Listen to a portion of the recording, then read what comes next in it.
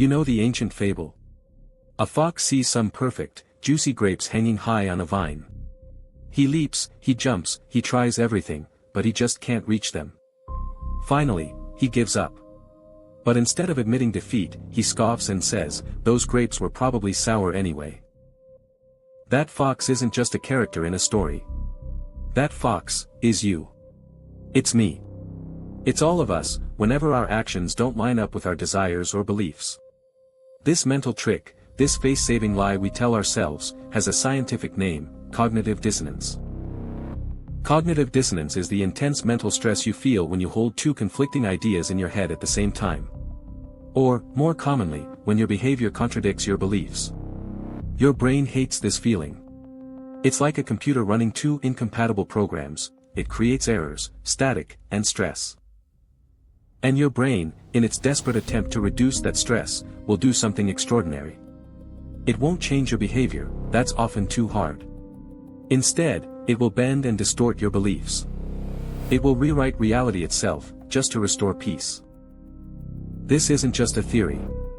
In 1959, psychologist Leon Festinger conducted a now legendary experiment.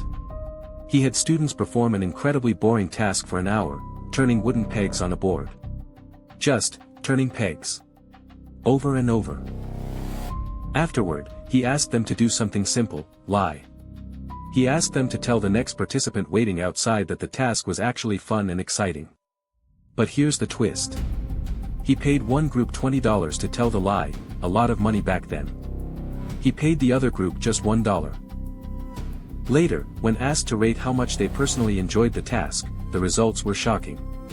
The group paid $20 admitted the task was boring. They knew why they lied: for the money. The lie was justified. No dissonance. But the $1 group? They rated the task as significantly more enjoyable. Why? $1 wasn't enough to justify a lie. So their brain faced a painful conflict: "I'm an honest person," clashed with "I just lied for almost no reason." To solve this, the brain took the path of least resistance. It changed the memory. You know what? It wasn't a lie. That task was actually kind of interesting. This happens to you every single day. Think about the smoker who knows cigarettes cause cancer. Dissonance. The justification. The world is stressful, it helps me relax, or my grandpa smoked till he was 90. The brain changes the belief from "this is deadly" to "this is a manageable risk." Or what about after a huge purchase? You drop $1,500 on a new phone. The next day, buyer's remorse hits. The dissonance between "I should be saving money" and "I just spent a ton" is painful. So what do? You start evangelizing. You tell everyone how the camera is professional grade, how the processor will change your life. You're not just convincing them. You're convincing yourself. This isn't just about small, personal choices. This mechanism has a dark side. It fuels our biases. When we do something questionable, maybe we're rude to a coworker, our brain justifies it by changing our perception of them. Well, they deserved it. They're incompetent anyway. Dissonance makes it easier to demonize others to justify our own poor behavior. Worse, it locks us into our mistakes. This is the sunk cost fallacy. You've invested years into a failing career or a toxic relationship. Admitting it was all a waste of time creates massive dissonance. So your brain tells you, just a little longer and it will pay off. They'll change.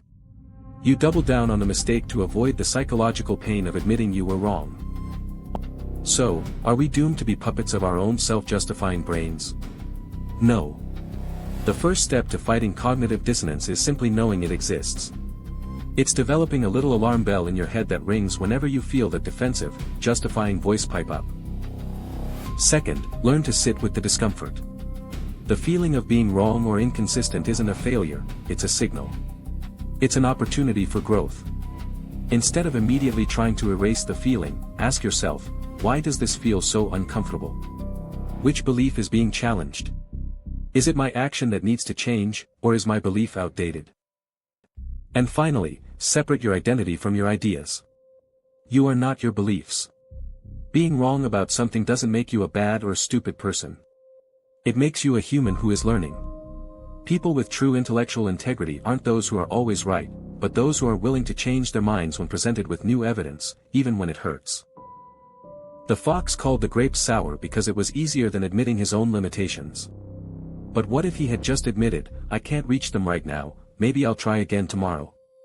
The story would be less famous, but the fox would be a little wiser. The next time you feel that pull to call the grapes sour, pause. The sweetest fruit is often intellectual honesty.